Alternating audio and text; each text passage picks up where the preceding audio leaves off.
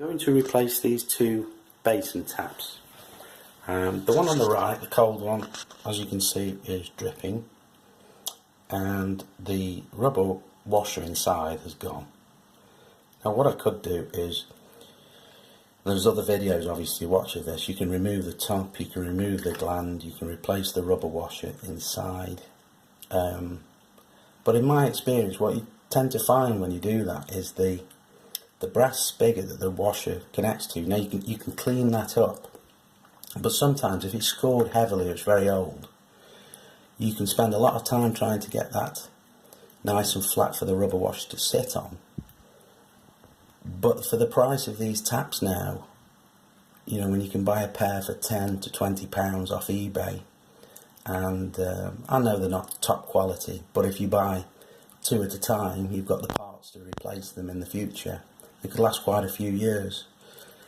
So I always say, especially if you're paying for a plumber, I mean, you can the costs with a plumber are mainly their time.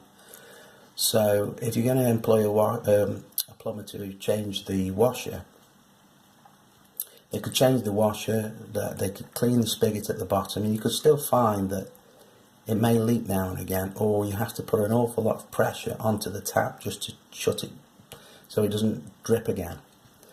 And especially when I'm dealing with elderly clients, or people who haven't got the strength to turn the tap all the way off, they could still end up with a leaking tap. I mean, right now, if I turn this all the way, I think I can just about stop it dripping. But you wouldn't expect anybody in the household to put enough pressure on to leave it shut all the time, so it ends up just dripping all day. So yeah, I'm going to replace these. It's easier, it takes the same amount of time, perhaps quicker sometimes. It's a fairly straightforward job. If I look under the sink, you see the connections to the taps there. That's the hot water there. And go around the other side. Cold there.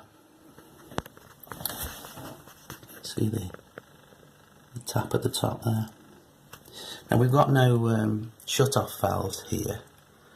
So what I'm going to do is turn the water off under the sink downstairs. If this is on a combi boiler, this system, if you find that you're on a gravity-fed central heating system, you're going to have to turn the hot water supply off, and you'll probably find that in the airing cupboard there's a hot water cylinder. There'll be a cold feed to the bottom of the hot water cylinder, and there should be a shut-off valve, a gate valve, they're usually red. If you turn that all the way to the right, you should be able to turn off the pressure to the hot water supply, and then if you turn your tap on the hot water all around the house, after about a couple of minutes the water should subside and you'll be able to change that tap.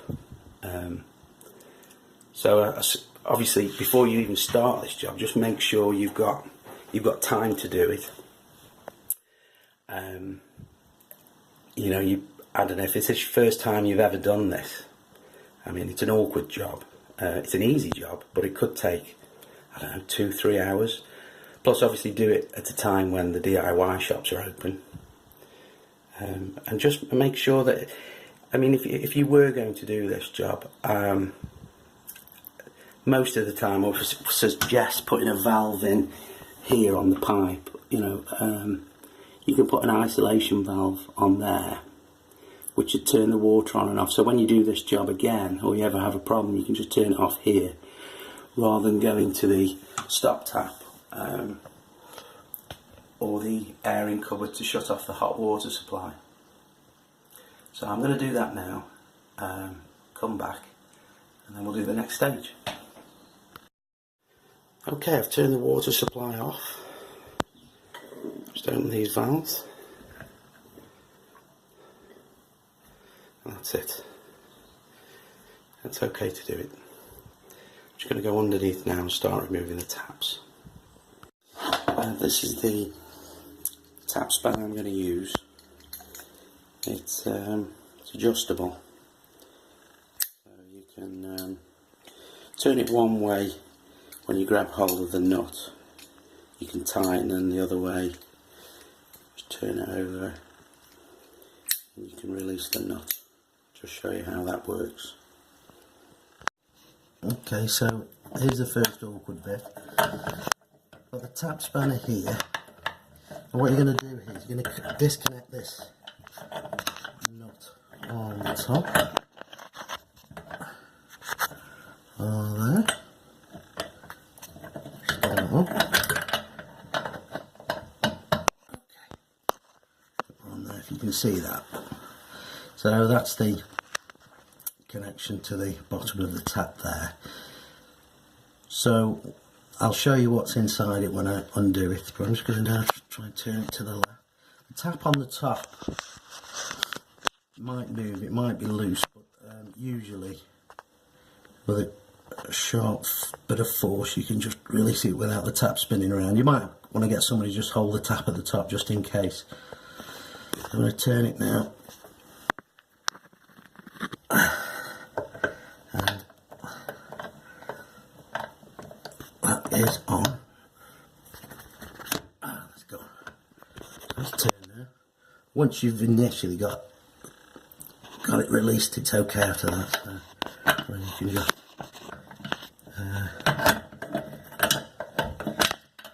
turn it again.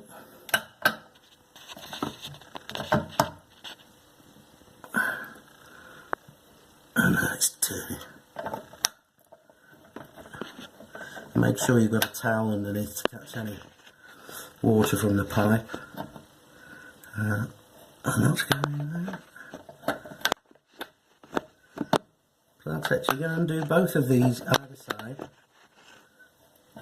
and then I'll be back with the next bit.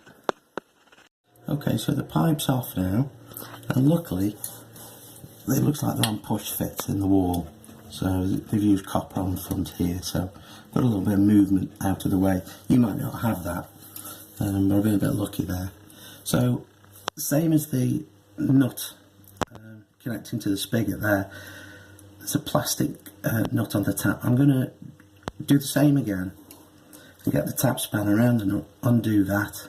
Again, if somebody can help you hold the tap above if it's loose, it's going to make it easier. And I'm just going to undo that now.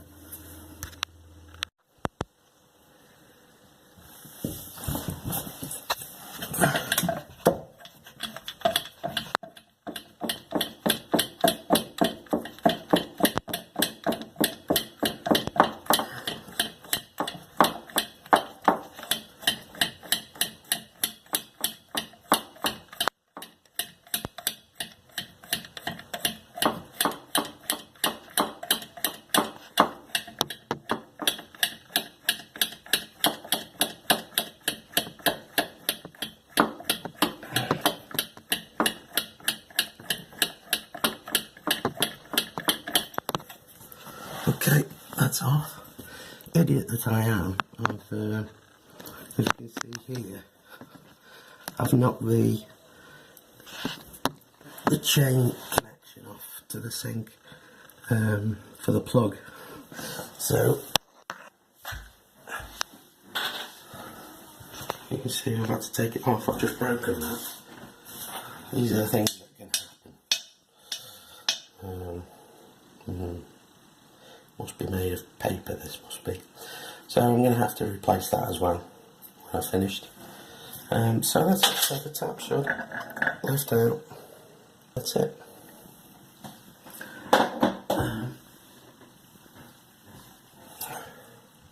Just going to clean around here, clean underneath, and show you the next stage. Okay, so I've just cleaned around the tap holes.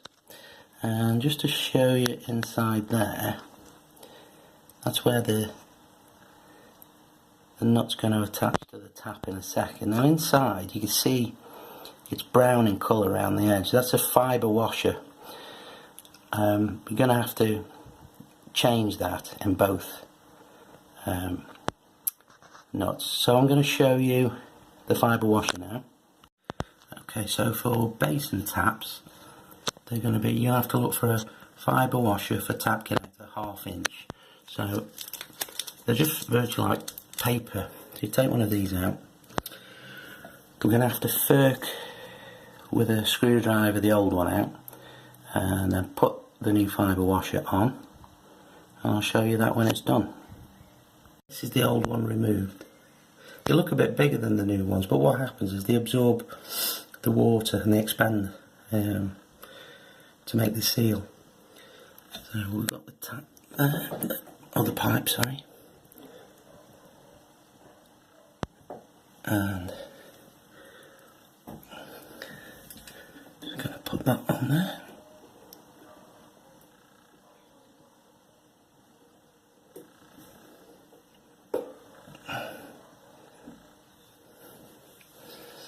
Okay, and that's on. Just put the other side on, and then we're going to attach the tap. These are the new taps I'm going to put on.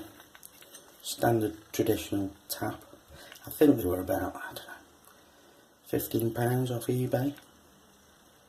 As I said to you before, if you buy 2 sets at the same time, you've always got the parts then to fix it in the future. And at that price it makes sense, doesn't it? So you've got a rubber washer here. That's going to sit on top of the sink. This spigot's going to go down through the sink. Then you've got another rubber washer here, and then you've got a nut that you're going to tighten it up. And I'm going to use this spanner, which will fit on the end of that nut. I'll tighten it up from underneath. It just makes it easier. But obviously if you've not got this and you've got a normal spanner, get somebody to hold it at the top for you while you tighten it up. What some people do as well, depends on your type of sink, they put some sealant around here, so it makes a better connection, I suppose, a bit more waterproof. But I'm not going to do it in this case. The sink's in good condition, the taps are good, so I'm just going to put that on now. Okay, so the taps are now fixed in, they're hard, you can't move them. I've tightened them up using that spanner, which is very useful because you can hold it at the top while you're sort of underneath. The rubber washer to the sink, it's splurged out a little bit. I'm just going to get a Stanley knife on that in a couple of minutes and just cut that away so you can't see it. Didn't happen that side. And then next part is to show you underneath, just connecting the tap back up. Okay, so they're all connected, tightened up, the water's gone back on. You might find that you get a leak when you put the water on because you haven't tightened the nut quite tight enough, and I also had a leak, so just turn it another quarter turn and it should go away. You might find that, especially the cold water, you might be a bit paranoid because you feel it, especially when it's warm in the room. It can feel wet with the condensation on it. It's quite normal, but I would always turn the water on, tighten everything up, give it 5 or 10 minutes, make sure you haven't got any leaks.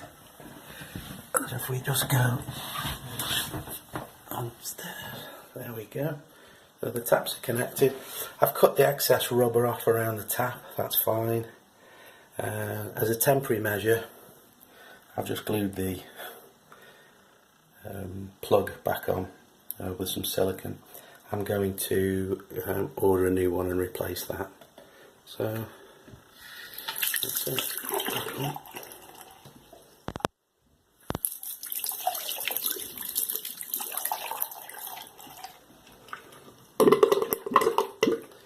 And that's how you fit Basin taps. Thanks for watching.